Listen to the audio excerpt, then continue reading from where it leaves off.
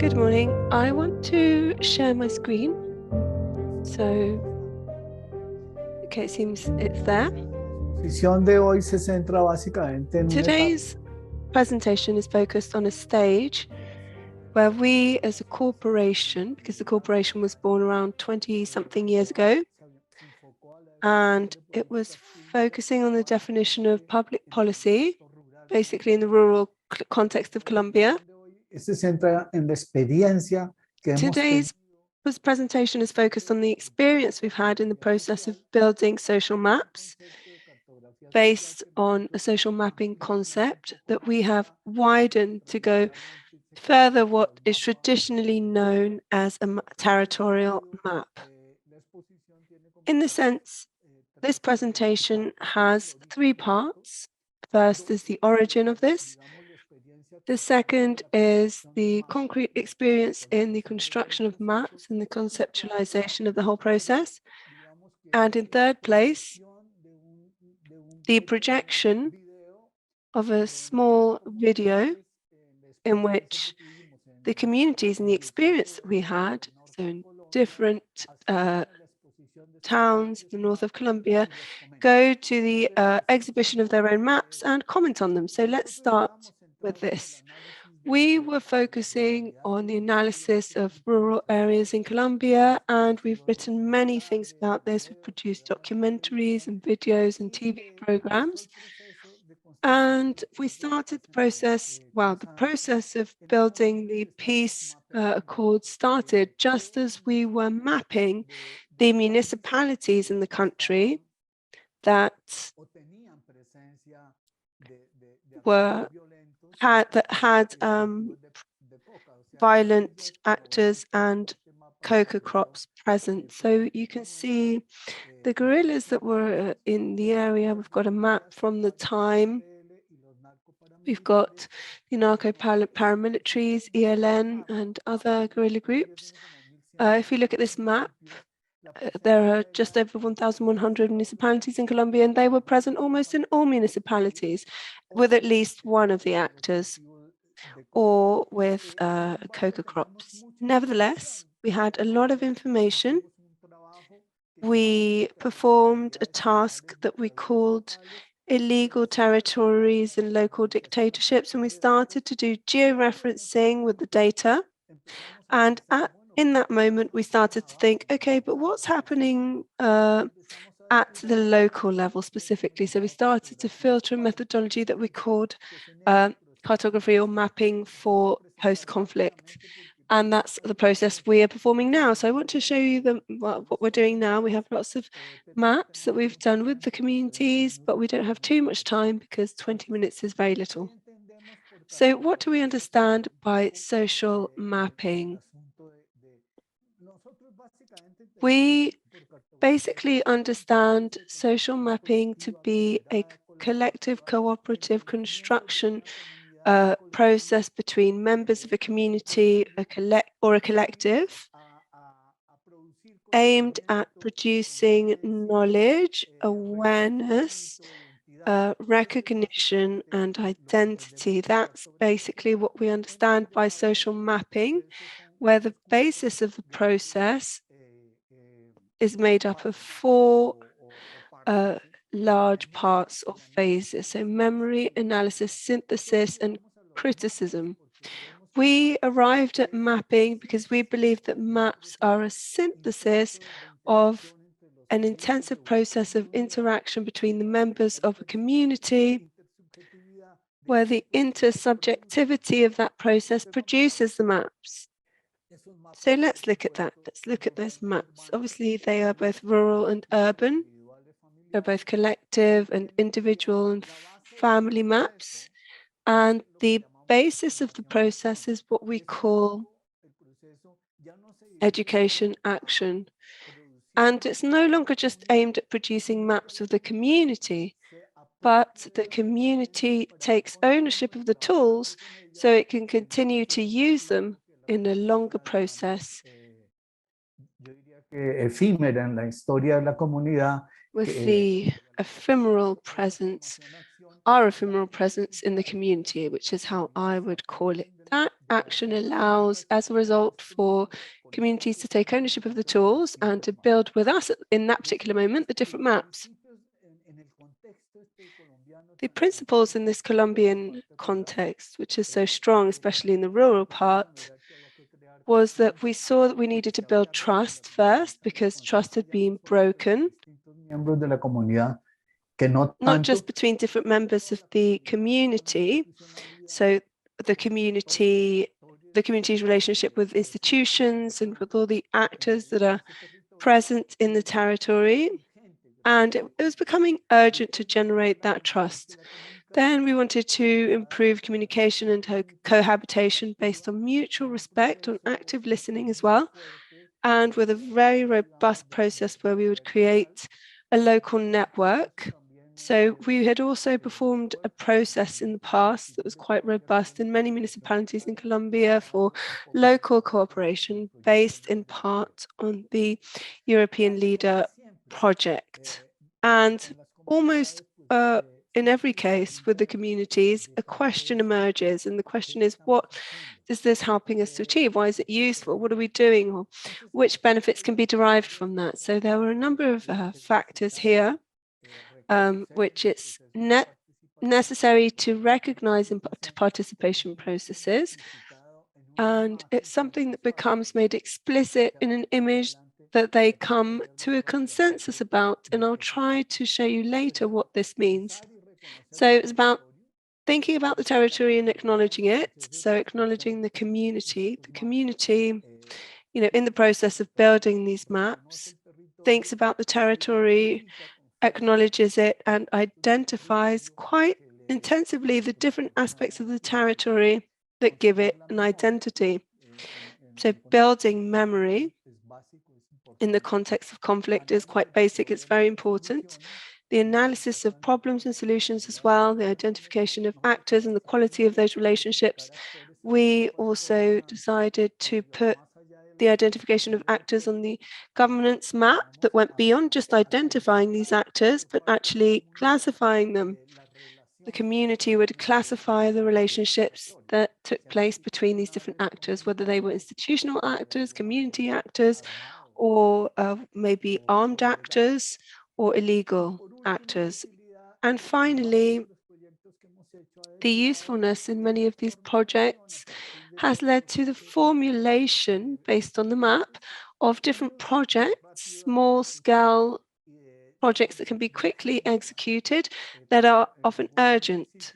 So in certain municipalities with very little resources, the possibility to have a project comes up that might support, for example, the football team of a youth group, or sometimes farmers, for a set of tools that they didn't have before, which they can start to share. This action planning is sometimes made a lot more difficult where projects become kind of productive projects or businesses with quite a lot of strong resources that can be developed quite well so that they can be funded through resources from international cooperation or from royalties. These projects took place in different municipalities with the support from entities like MCI, ARD, and which maps have we been building? So the problem mapping, the first thing we come in to do with people is the problem map. It's kind of a mental map. And what this map does is create common problem priorities, common prioritized problems, so that the problem can be sufficiently described and specified by a set of people who then make decisions about potential solutions to the problem. Then on the other hand, we have the territorial map. And what's attempted to do collectively is to territorialize the problem or assign a territory to it. So this is the problem. Let's see what it looks like. And there are certain problems that can be assigned a territory in a much easier way. But then there are environmental issues and problems that aren't so easy to define in terms of the territory where they take place. And in one of the toolkits that we created for Save the Children, we had well-being indicators that allowed us to specify the territory of problem, for example, such as the lack of knowledge among girls, boys, and young people in territories. And we have the governance map and memory map. This, for example, is the first map that I wanted to show you. We basically chose some of them almost randomly due to the amount of time we have. This presentation is usually done in just over an hour. Bueno, ¿cuál es el asunto? Sorry about that sound. Okay, what's the issue here? This is one of the main problems in the municipalities, in many Colombian municipalities, and it's basically the consumption and sale of psychoactive substances. And so a number of people from the community met, around 30 to 40 people of different ages, and that's almost always what we seek to do. We try to make sure that processes have a gender focus, an ethnic focus, as well as a focus on rights, and also the no harm principle. So what we did was build the problem map with the community. You can see here that it's a map that has quite a high amount of detail. And you can see 4 or 5 sub-themes here. You can see who the actors are. The community clearly identifies who those actors are, the institutions, whether it's children, young people. I won't go over the whole thing because it's very detailed. But you can see historical issues, how they merge, how they appear, the problem, the context, and the context, causes and consequences, and the territorial aspect. So when you show them and confront them with this map, because obviously in the process they construct the map and also do a collective analysis of the map and some adjustments as well based on the conversation. In these methodological processes that we use, we value that intersubjectivity much more when they're building the map, more so than the map itself. Apoyado por uno de nosotros en donde se levanta. In many cases, one of us supports the process and we create a kind of minutes or memories of the meeting where we highlight certain aspects that are discussed in a polemical way that didn't generate consensus, but rather disagreement. And we recognize that that disagreement is part of building the knowledge on the consumption and sale of the psychoactive substances in that particular municipality. I think this one was Carmen de Bolívar. This was quite a significant high impact experience that we had with national police patrol in 8 cities.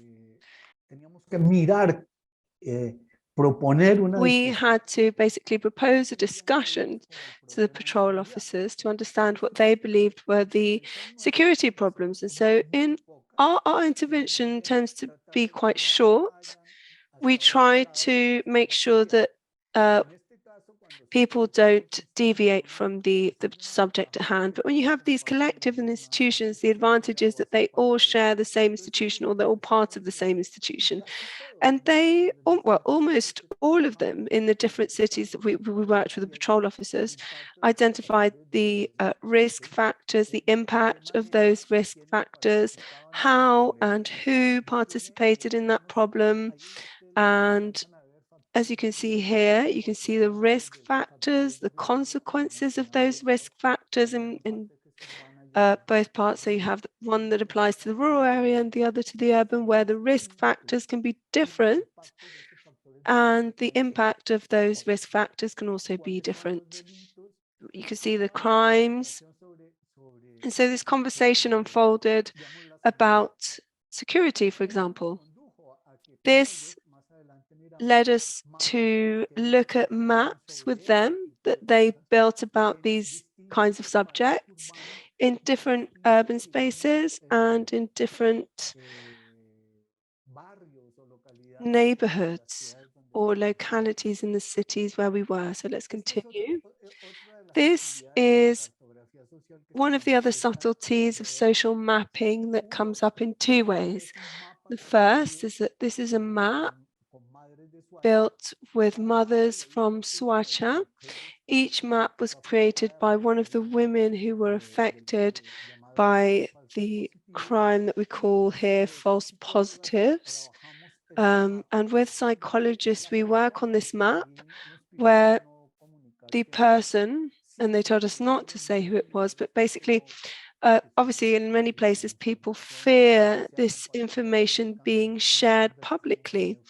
And many times we have had to make information anonymous. The structure of this job was basically, it was done by a psychologist and a mother from Swacha. We created 14 maps with mothers from Swacha where the structure, as you can see, the maps have the conventions. So you can see, for example, families, dreams, work, preferences, history of the person or story of the person who was assassinated, and certain expressions and emotions, so sadness and things that come up on the map. So these maps are very rich, and we had to basically keep it private. We did not publish the maps, but by the end of the exercise, a lot of knowledge was reported, not just about what had happened to the families, but also how the mapping tools could be used for each singularity of the characteristics of the victims and their description of how they had experienced the situation. Upon the culmination of the process, we understood that besides building this mental map, this individual map, they had also, this has also been identified as a good therapeutic technique for victims to somehow take those things out of their minds and out of their lives and narrate these maps, because they're visual narrations of what's happening. So it's almost like when it's about the loss of a child. So it's almost like an amputation. You can't see the person, but you still feel it. And these are truly moving processes, really difficult processes. We also did this with groups of families in different municipalities here in Colombia. Let's continue. This is the first territorial map. I presented this as a work of art at an exhibition as well at the National Museum. It's the Macayepo Carmen de Bolívar municipality where some very difficult massacres took place. And the mountains of Maria, Montes de Maria, was basically the harshest force in that territory, and they started a construction process. I don't have time to explain the techniques for the construction of this map, but generally you have to find ecological references and institutional references and references that somehow allow the territorial map to locate with a great deal of precision, not just physical matters, but also problems and opportunities, the way you can see them in this map. So it's a map that has an extension of more or less 4 meters wide by 2 meters high.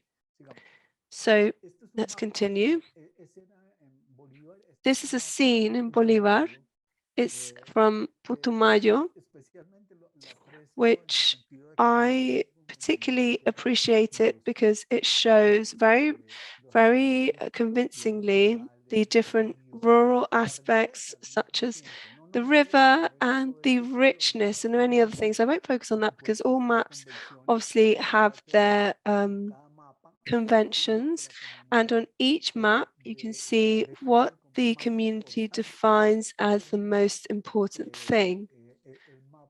And by the end of it, the map basically tells us what the community has identified as fundamental in the process of basically looking at the territory closely and the problems. Let's continue. This map is in the Valle de Cauca. It's a bit different to the previous one. It doesn't specify as many things, but in essence, ecológicos. the institutional and ecological references, as well as the references about the problems, have been expressed there. Let's continue.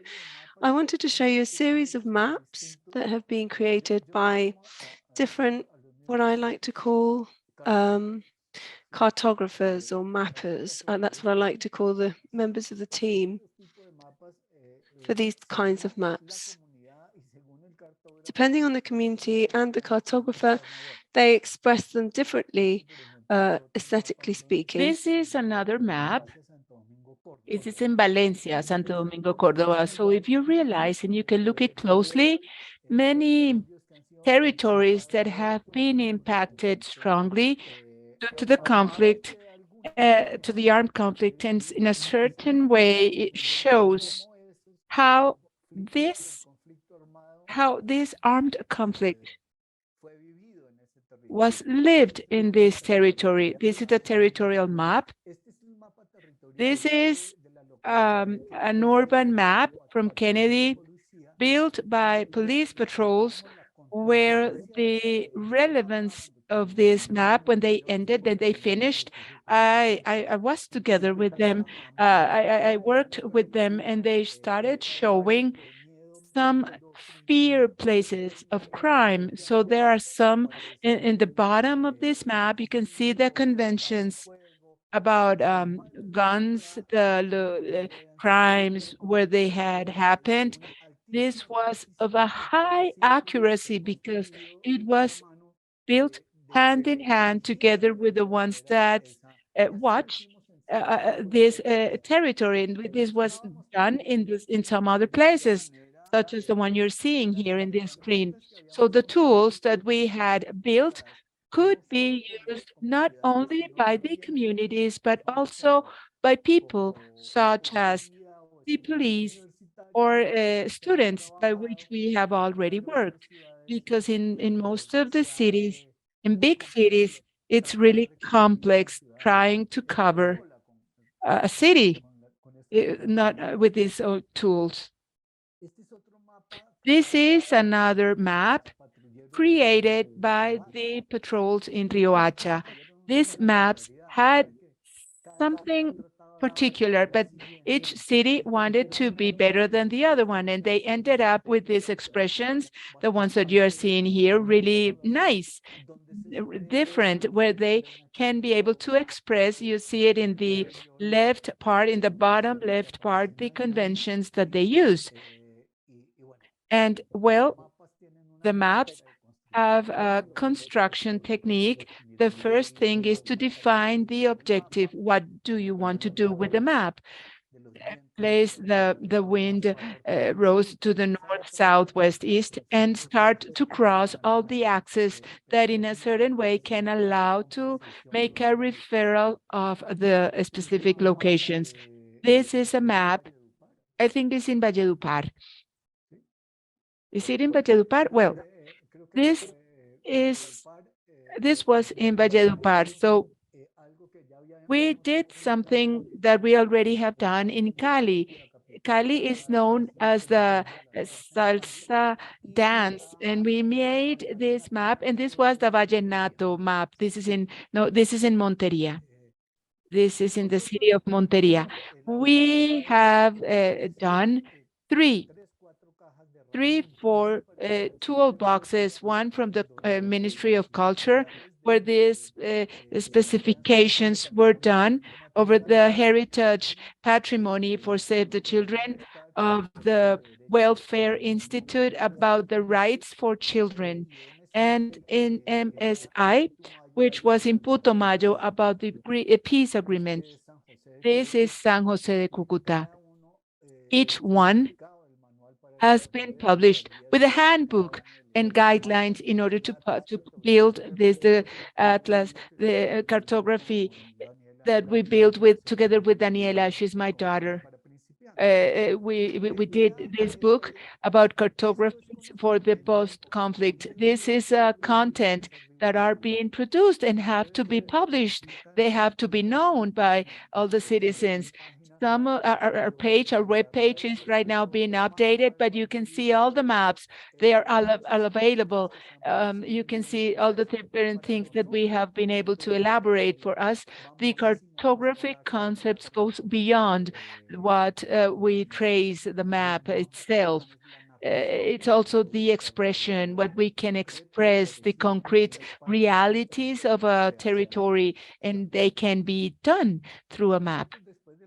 After the experience, we have wanted to train people, and we have already developed training courses for more than 400 people in partnership with the Inter-American Institution for Agriculture. We performed a project using during pandemic a training course for the pilot people of PDET trainers. This is a territorial for the peace agreement territory, more or less. The idea, we did governance maps. We also did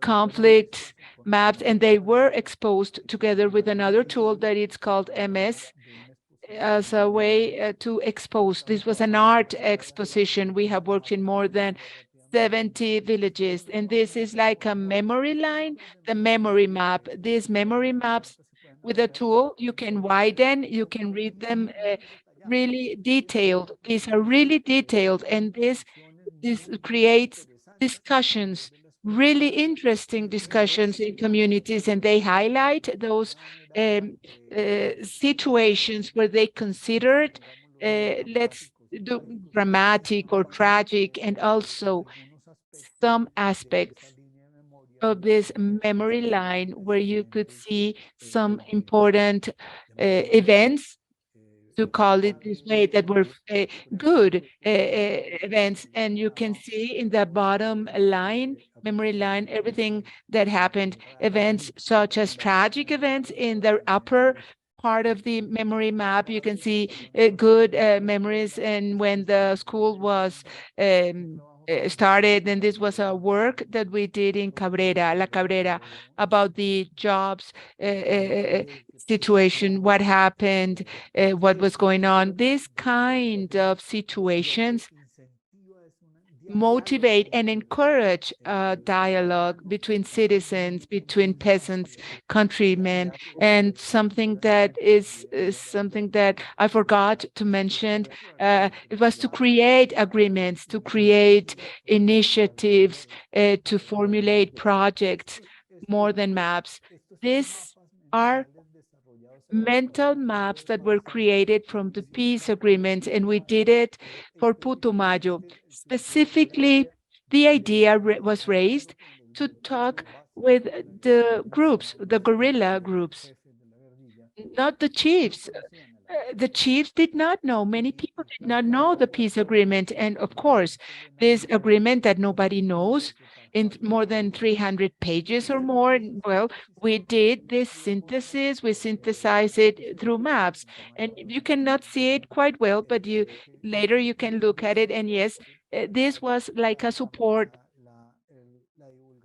to promote and to talk and to express about the rural agreement, the engagement, the political engagement that were exposed then, and we wanted to take them to many people. Okay, thank you, Guillermo. Thank you, Guillermo. I'm sorry, Guillermo. Guillermo, I'm sorry, is that we are short of time. And can you, in 1 minute, please conclude your presentation? Yes, I'm done. I'm done. Yes, I did it really fast, but we want you to see the cartography, this video. This is a short video of cartography. I don't know if we have time, but then if we don't have time, we will share it through the chat box, and then you can see it, okay? Yes, of course. Now,